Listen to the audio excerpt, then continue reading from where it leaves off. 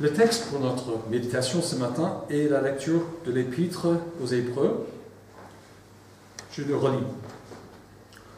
Ainsi donc, frères et sœurs saints, vous qui avez part à l'appel céleste, portez vos pensées sur l'apôtre et le grand prêtre de la foi que nous professons, Jésus.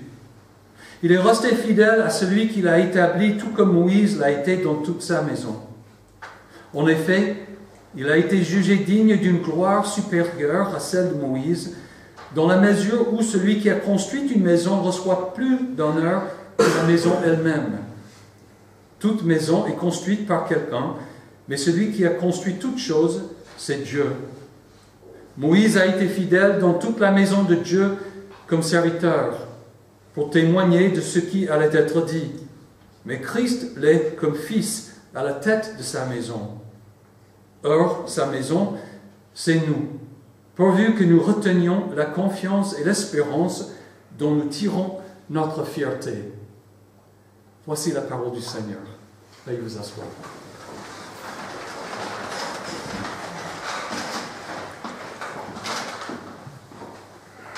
Vous êtes-vous jamais posé la question si seuls les chrétiens seront sauvés? Il y a environ 7 milliards de personnes dans le monde, dont 2 milliards de chrétiens. Il y a donc environ 5 milliards de musulmans, de non-religieux, d'athées, d'hindouistes, de bouddhistes, de sikhs, de juifs et de quelques autres religions moins nombreuses. Face à ces chiffres, est-il possible de dire que la foi chrétienne est la seule valable devant Dieu et que les pratiquants d'autres religions ne peuvent pas plaire à Dieu? Qu'est-ce qu'il y a de supérieur dans le christianisme qui le rend meilleur que les autres religions? La réponse à cette question est très facile. Ce qu'il y a de supérieur dans la foi chrétienne, c'est Jésus-Christ. En démontrant la supériorité de Jésus à Moïse, l'Épître aux Hébreux nous montre que Jésus-Christ est l'intermédiaire par excellence entre l'humanité et son Dieu. En fait, il est le seul et le sublime intermédiaire entre Dieu et les hommes. Et si nous retenons cette confiance, nous retiendrons l'espérance du salut et nous aurons une bonne nouvelle à apporter au monde, que Jésus est l'intermédiaire par excellence. Nous ignorons l'auteur de l'Épître aux Hébreux. Toutefois, il est clair qu'il a écrit à des chrétiens qui risquaient d'abandonner leur confiance en Christ pour reprendre leur vie dans le judaïsme.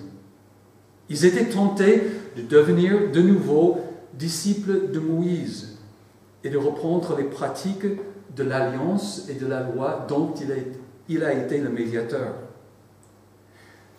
Or, cette tentation se comprend, car Moïse a été la personne la plus importante de l'Ancienne Alliance. Nous venons de lire son éloge dans la lecture de l'Ancien Testament. Il n'a plus surgi en Israël de prophète semblable à Moïse, que l'Éternel connaissait face à face. Personne ne peut lui être comparé pour les signes et les miracles que Dieu l'a envoyé faire en Égypte contre le Pharaon, contre ses serviteurs et contre tout son pays, et pour tous les actes terrifiants que Moïse a accomplis avec puissance sous les yeux de tout Israël. Pour les Juifs, Moïse n'avait pas d'égal. Par exemple, un jour, juste après l'Exode, c'est-à-dire la sortie du peuple d'Israël de l'esclavage en Égypte, Aaron et Myriam, le grand frère et la sœur de Moïse, l'ont critiqué. Ils ont dit que Moïse n'était pas le seul à pouvoir parler pour Dieu. L'Éternel n'a pas pris ce manque de respect à la légère. Il a appelé Aaron et Myriam et leur a dit « Écoutez bien mes paroles. Lorsqu'il y aura parmi vous un prophète, c'est dans une vision que moi, l'Éternel, je me révélerai à lui. C'est dans un rêve que je lui parlerai. Ce n'est pas le cas avec mon serviteur Moïse. Il est fidèle dans toute ma maison. Je lui parle directement. Je me révèle à lui sans énigme et il voit une représentation de l'Éternel. Comment se fait-il que vous n'ayez pas eu peur de parler contre mon serviteur Moïse? Et puis, Dieu a frappé Myriam de lèpre et elle a dû passer une semaine en quarantaine à l'extérieur du camp. Un peu plus tard, 3 hommes qui s'appelaient Coré, Dathan et Abiram se sont révoltés contre Moïse et Aaron. Ils leur ont dit, « En voilà assez. En effet, tous les membres de l'Assemblée de l'Éternel sont saints, et l'Éternel est au milieu d'eux. Pourquoi vous élevez-vous au-dessus de l'Assemblée de l'Éternel ?» Cette fois-ci, la réaction de Dieu a été beaucoup plus sévère. La terre s'entrouvrit et les engloutit, eux et leurs familles, avec tous les partisans de Corée et tous leurs biens. Ils descendirent vivants dans le séjour des morts, eux et tout ce qui leur appartenait. La terre les recouvrit et ils disparurent du milieu de l'assemblée. Alors, pour les Juifs, il n'y a eu personne semblable à Moïse.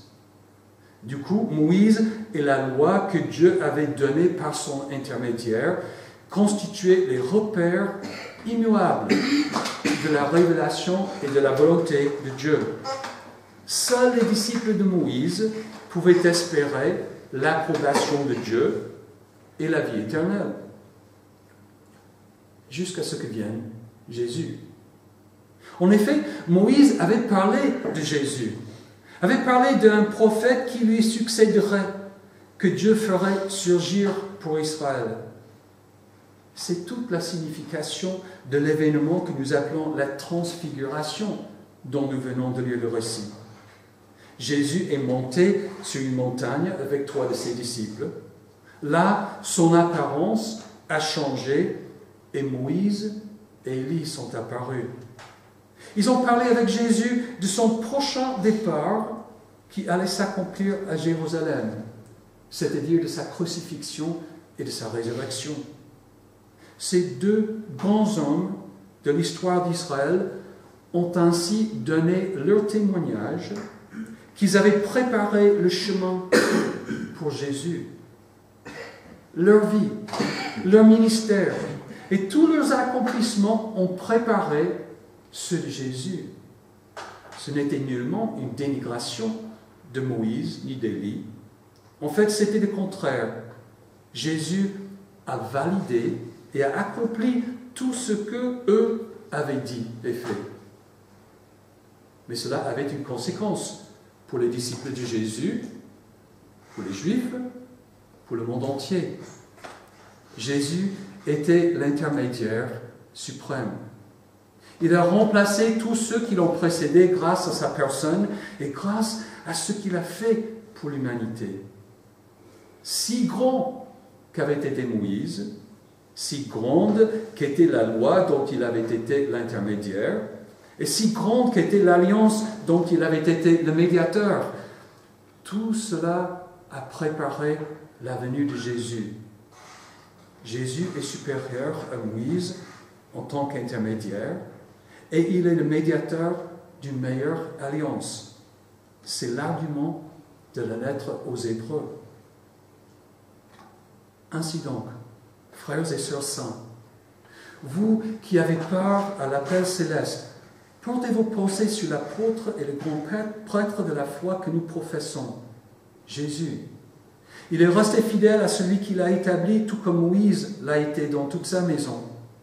En effet, il a été jugé digne d'une gloire supérieure à celle de Moïse, dans la mesure où celui qui a construit une maison reçoit plus d'honneur que la maison elle-même. Toute maison est construite par quelqu'un, mais celui qui a construit toute chose, c'est Dieu. Moïse a été fidèle dans toute la maison de Dieu comme serviteur, pour témoigner de ce qui allait être dit.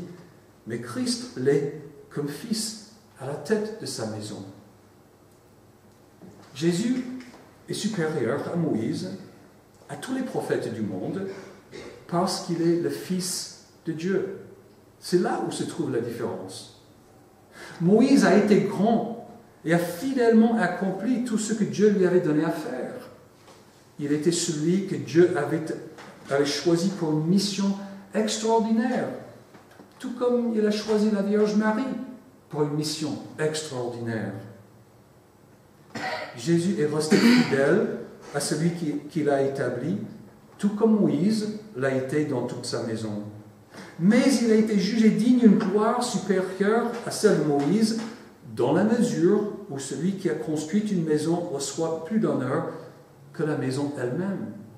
Moïse a été fidèle dans toute la maison de Dieu comme serviteur, mais Christ l'est comme fils à la tête de sa maison. Moïse et Marie ont été tous les deux des humains ordinaires, membres de la maison de Dieu, c'est-à-dire du peuple de Dieu.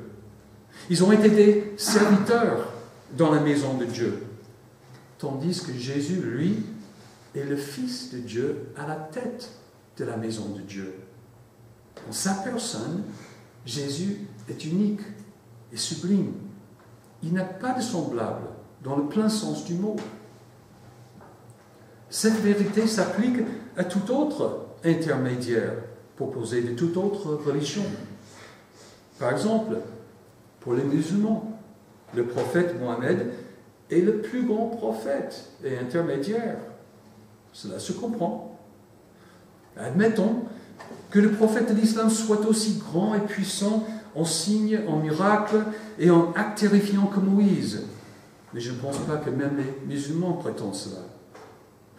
On devrait toujours dire que Jésus a été jugé digne d'une gloire supérieure à celle de Mohammed parce qu'il est le Fils à la tête de la maison de Dieu, tandis que Mohammed aurait été un serviteur comme Moïse.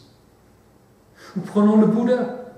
C'était un jeune homme riche qui, voyant la misère du monde autour de lui, a cherché un moyen d'échapper aux peines et aux douleurs de cette vie.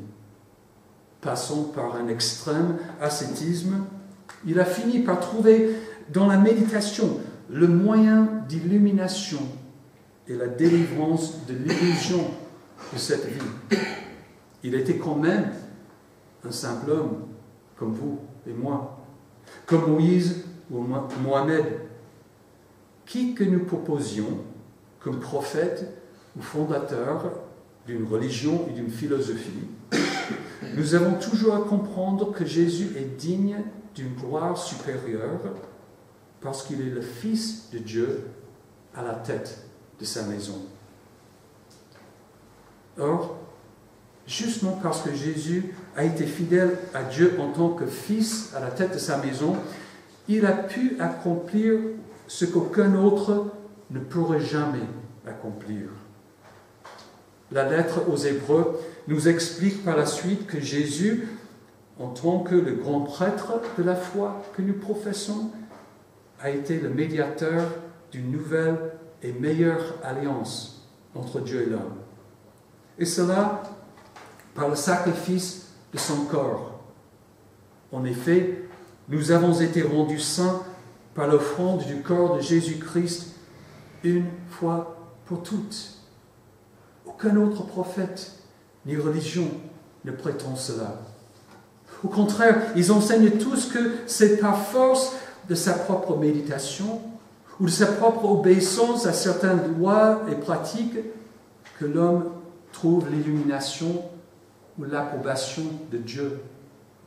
Du coup, Jésus n'a pas de semblable ni par rapport à sa personne, ni par rapport à sa mission. Ainsi donc, frères et sœurs saints, vous qui avez part à l'appel céleste, portez vos pensées sur l'apôtre et le grand prêtre de la foi que nous professons, Jésus. Car sa maison, c'est nous, pourvu que nous retenions la confiance et l'espérance dont nous tirons notre fierté. La bonne nouvelle dont le monde a tellement besoin c'est que Jésus a fait de nous la maison de Dieu. Nous sommes le peuple de Dieu, le peuple qui s'est acquis pour lui-même, pour sa gloire, pour la vie éternelle, par l'intermédiaire de son Fils, Jésus-Christ. Du coup, nous sommes le temple de Dieu et l'Esprit de Dieu habite en nous. Tout cela grâce à Jésus qui est resté fidèle à celui qui l'a établi, tout comme Moïse l'a été dans toute sa maison. Qu'y a-t-il donc de supérieur dans le christianisme par rapport aux autres religions du monde? Jésus-Christ, le Fils de Dieu. Est-ce de l'orgueil et de l'arrogance de croire à cela? Pas du tout. Parce que cette bonne nouvelle n'est pas limitée à une ethnie, à l'exclusion de tout autre. Cette bonne nouvelle est pour tous les peuples du monde. Notre tâche en tant que maison de Dieu n'est pas de nous enorgueillir et de provoquer la colère des autres peuples en disant que seuls les chrétiens sont sauvés et tant pis pour toute autre personne. Vous, au contraire, vous êtes un peuple choisi, des prêtres royaux, une nation sainte, un peuple racheté afin de proclamer les louanges de celui qui vous a appelé des ténèbres à sa merveilleuse lumière. Ce que nous avons à dire, c'est que Dieu était en Christ. Il réconciliait le monde avec lui-même en ne chargeant pas les hommes de leurs fautes. Et il a mis en nous la parole de la réconciliation. Nous sommes donc des ambassadeurs pour Christ, comme si Dieu adressait par nous son appel. Nous supplions au nom de Christ, soyez réconciliés avec Dieu. Selon la Fédération protestante de France, en France, chaque année, on compte 30 000 conversions à l'islam, 300 au judaïsme, 500 au protestantisme et 12 500 au catholicisme. On parle de conversion, pas de naissance ni d'immigration. Si ces chiffres sont exacts, c'est un indice qu'ici en France, nous ignorons que Jésus est l'intermédiaire par excellence entre Dieu et l'homme. Soit nous avons trouvé un autre intermédiaire, soit nous renions notre besoin d'intermédiaire. Mais pourquoi tourner le dos à l'amour de Dieu et au don gratuit de la réconciliation et de la paix avec lui? Ésaïe a bien parlé. Vous tous qui avez soif, venez vers l'eau. Même celui qui n'a pas d'argent, venez acheter et manger. Venez acheter du vin et du lait sans argent, sans rien payer. Pourquoi dépensez-vous de l'argent pour ce qui ne nourrit pas? Pourquoi travaillez-vous pour ce qui ne rassasie pas? Écoutez-moi vraiment et vous mangerez ce qui est bon.